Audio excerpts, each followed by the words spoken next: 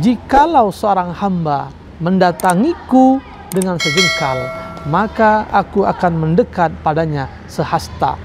Dan jikalau kita hambanya mendekat kepada Allah sehasta, maka Allah akan mendatangi kita sedepa. Nah, jikalau hamba atau kita mendatangi Allah dengan berjalan, maka Allah akan mendatangi kita dengan bergegas.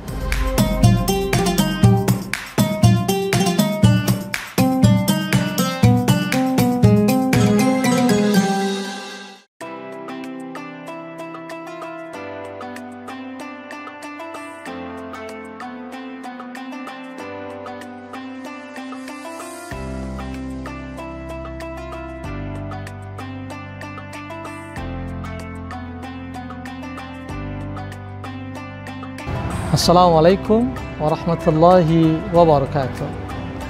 Saudaraku dimanapun berada, ada hadis yang menarik yang perlu kita sampaikan agar menjadi motivasi bagi kita betapa setiap kebaikan yang kita lakukan itu pasti diapresiasi oleh Allah Subhanahu wa Ta'ala.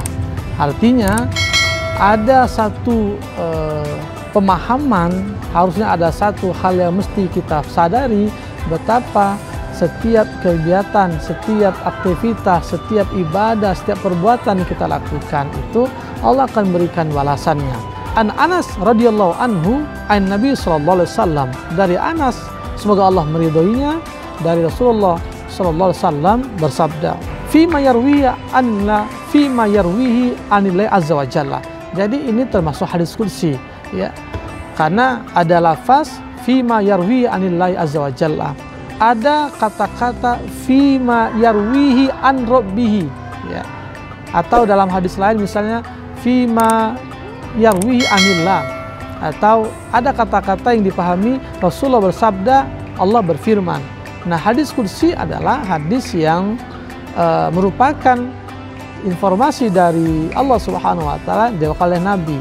Artinya ini bukan ayat Al-Quran, tapi adalah hadis yang informasi disampaikan kepada Nabi dari Allah Azza wa Jalla. Sementara kalau hadis Nabi adalah informasi dari Nabi yang diwakilkan oleh sahabat dan disampaikan kepada kita.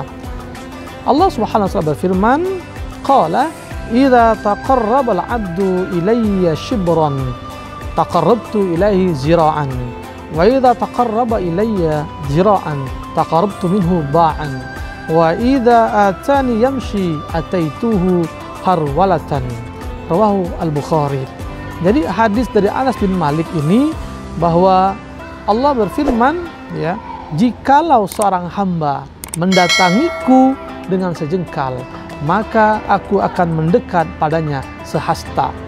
Dan jikalau kita hambanya mendekat pada Allah sehasta, maka Allah akan mendatangi kita sedepa. Nah, jikalau hamba atau kita mendatangi Allah dengan berjalan, maka Allah akan mendatangi kita dengan bergegas. Saudaraku, hadis ini memberikan perumpamaan, memberikan tamthil kepada kita betapa ketika kita mau mendekat kepada Allah, ketika kita mau berbuat baik kepada Allah, ketika kita sedang merayu Allah, maka Allah akan merespon dengan segera, ya. Kalau kita berjalan, Allah akan datang bergegas. Kalau kita sejengkal, Allah sehasta. Berarti Allah akan memberikan lebih dari apa yang kita beri. Kita memberi Allah sekian, Allah balas jauh lebih banyak. Termasuk puasa, kan? Yudha'af lahu bi asyri amthaliha ila 700. Dilipat gandakan 10, bahkan bisa bertambah 70 dan seterusnya. Betapa Allah maha kaya, betapa Allah maha agung dan bijaksana. Lalu kalaulah begitu, masih juga tidak memotivasi kita, tidak mendorong kita untuk banyak berbuat kebaikan, harus seperti apa lagi? Bukankah kita sebagai manusia dalam muamalah saja paling senang ketika ada sesuatu yang bersifat bonus, ada sesuatu yang bersifat gratis, ada sesuatu yang berupa potongan. Kenapa? Karena kita merasa itu akan banyak yang keuntungan kita dapatkan.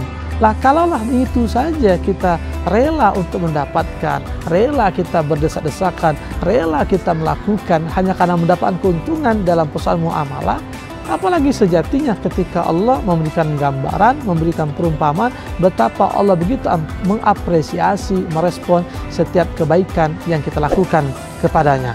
Maka semakin banyak ketaatan kita, semakin banyak ibadah kita, semakin banyak keikhlasan kita, Allah akan semakin tambahkan kebaikan-kebaikan kepada kita. Saudaraku, oleh karenanya tatkala seorang hamba, tatkala kita semakin bergegas memenuhi panggilan Allah, semakin bergegas melaksanakan ketaatan pada Allah, Allah pun akan dengan segera untuk membalas apa yang kita lakukan, akan memberikan ganti terhadap apa yang kita tunaikan, akan memberikan kelapangan, bahkan turunnya rahmat begitu mudah diberikan kepada hamba ketika mereka bersungguh-sungguh untuk melaksanakannya.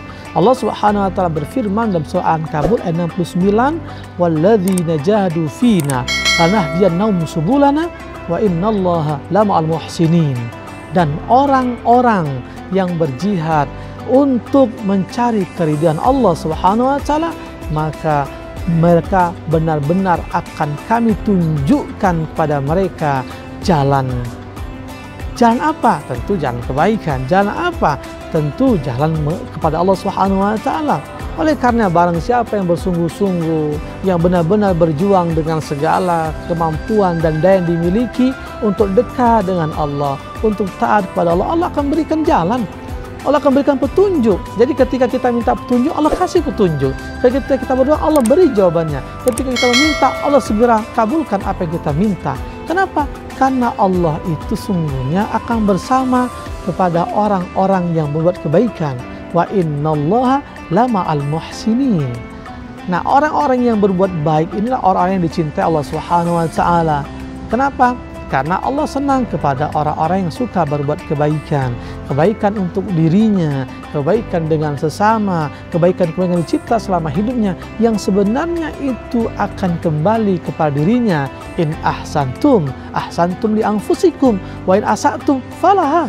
Dan ketika kebaikan yang kalian lakukan, maka kebaikan itu pun akan kembali kepada kalian, kepada kita. Dan begitu pula ketika perbuatan jelek, perbuatan buruk, perbuatan dosa, maka itu akan jadi kepemilikan kita. Saudaraku, maka wa ma tuqaddimu li anfusikum min khairin tajiduhu indallah. Dan kebaikan apa saja yang kamu perbuat, kata Allah, untuk dirimu, niscaya kamu pun akan memperoleh balasannya di sisi Allah Subhanahu wa taala. Wasari'u ila maghfiratin min rabbikum. Bagaimana ketika Allah katakan bersegeralah mohonkan ampun atas dosamu kepada Allah, maka bergegaslah. Ketika Allah manggil kita dengan salat, dengan azan, hayya 'alas shalah, bersegeralah, bergegaslah. Hayya 'alal falah, mari aku tunjuki jalan kemenangan, kesuksesan, maka terima, responlah. Bukankah selama ini ketika kita diajak, diperintahkan atasan, kita akan cepat meresponnya, kita akan cepat bergegas memenuhi panggilannya. Lalu kalaulah yang demikian saja kita bisa dan mau, bahkan suka tidak sukanya, bagaimana mungkin panggilan Allah kita abaikan, ajakan Allah kita abaikan. Ketika Allah akan bersegera memenuhi jawaban kita, memenuhi permintaan kita, malah kita tinggalkan. Sungguh celaka kalau itu yang kita lakukan. Maka saudaraku, manfaatkanlah kesempatan Allah berikan. Iza asbahta fala tantazir al-masa wa iza amsaita fala tantazir as-sabah. Kalau bisa pagi hari, tidak usah nunggu sore nanti. Ketika bisa sore nanti, tak perlu menunggu esok pagi.